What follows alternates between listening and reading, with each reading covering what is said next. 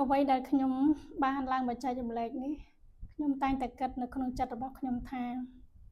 ខ្ញុំមិនសំខាន់សម្រាប់អ្នកទាំងអស់គ្នាទេប៉ុន្តែអ្នកទាំងអស់គ្នាគឺសំខាន់សម្រាប់ខ្ញុំជួយអ្នកដទៃឲ្យច្រើនដើម្បីអ្នកបានរៀនសូត្រចេញពីខ្លួនឯងនៅជាមួយបច្ចុប្បន្នអ្នកនឹងមានសន្តិភាពផ្លូវចិត្តអ្នកលើកទឹកចិត្តយើងមុនគេគឺជាយើងអ្នកដាក់ផែនការគោលដៅជីវិតរបស់យើងគឺជាយើងអ្នកធ្វើឲ្យផែនការជីវិតរបស់យើងសម្រេចគឺជាយើងសាងសមត្ថភាពខ្លួនឯងពឹងលើខ្លួនឯងហើយដូចជាបាក់សីគឺពឹងលើស្លាបរបស់វាមិនមែនពឹងលើមែកឈើនោះទេសុភាសិតខ្មែរបានពោលថាបើយើងមានគុណលើគេកុំសម្ដែងបើគេមានគុណលើឯងកុំបំភ្លេចថ្នាំសំខាន់ពេលឈឺទឹកចិត្តសំខាន់ពេលក្រ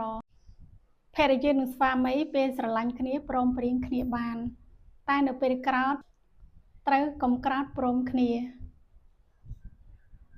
កាយរាប់ពាន់ដួងភ្លឺចាញ់ដួងខែ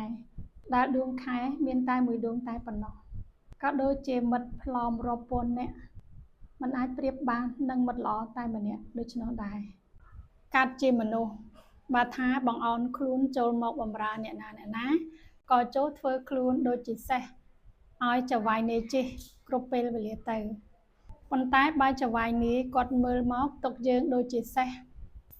យើងត្រូវតែរើខ្លួនចេញជាប្រញាប់ដើម្បីរក្សាកិត្តិយសយើងជាមនុស្សជាតិមនុស្សយើងត្រូវរក្សាទ្រព្យសម្បត្តិ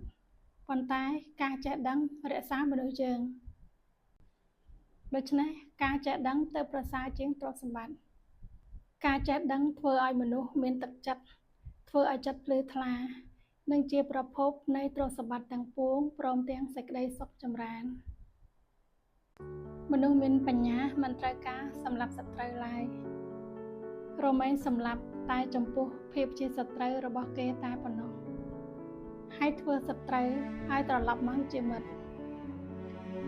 ព្រះបរមពោធិសត្វឃើញបច្ចាមិត្តជាអ្នកជួយឲ្យព្រះអង្គសម្រេចនូវបារមីដ៏ខ្ពង់ខ្ពស់គឺបរមត្ថបារមីដូច្នេះទើបព្រះអង្គមានមេត្តាចំពោះសូម្បីតែបច្ចាមិត្តមនុស្សកើតមកក្នុងโลกនេះការដែលនិយាយដល់របស់ដែលគួរស្វែងរករបស់នោះក៏គឺជាសារៈនៃជីវិតដែលជាផ្លូវនៃសេចក្តីសុខនិងសេចក្តីចម្រើនសារៈនៃទ្រព្យនោះគឺការឲ្យទានសារៈនៃចំណេះដឹងគឺការសង្គ្រោះដល់អ្នកដទៃសារៈនៃការសង្គ្រោះនោះគឺប្រាប់ផ្លូវត្រូវសារៈនៃរូបកាយគឺប្រើរូបកាយសាងប្រយោជន៍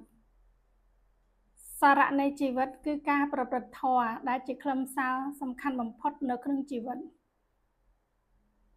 ការមនុស្សយើងកើតមកភាគច្រើនគឺច្រើនតែស្វែងរកសេចក្តីសុខប៉ុណ្ណោះមិនស្វែងរកសេចក្តីចម្រើនឡើយចំពោះសុខណាដែលបានមកពីវត្ថុខាងក្រៅខ្លួនរមែងប្រឹងប្រែងអន្ទះអន្តែងស្វែងរកយកមកដោយបដូរស្លាប់បដូររស់ប៉ុន្តែផ្នែកខាងការចម្រើនផ្លូវចិត្តវិញដែលជាសារៈសំខាន់នៃកំណត់មនុស្សបែរជាមិនសូវចូលចិត្តឡើយ